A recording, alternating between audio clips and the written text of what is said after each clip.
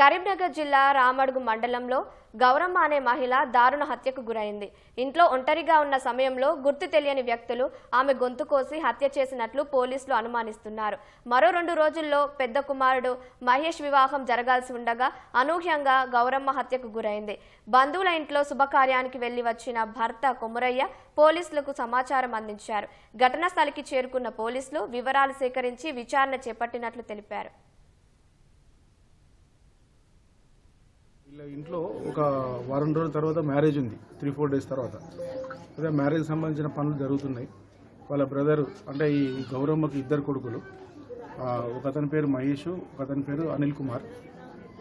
Mahesh marriage set అవుతుంది, marriage కొరకు ఆయన సింగపూర్ నుంచి వస్తాడు.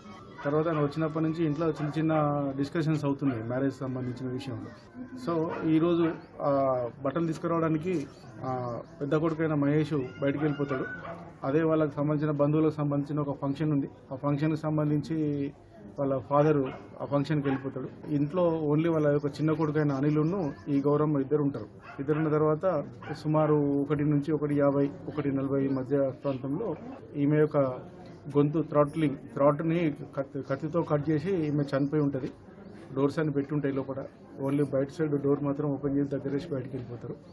వాళ్ళ ఫాదర్ వచ్చి చూసేసరికి ఆమె కింద పడుకున్నట్టుగానే చనిపోయి ఉంటుంది.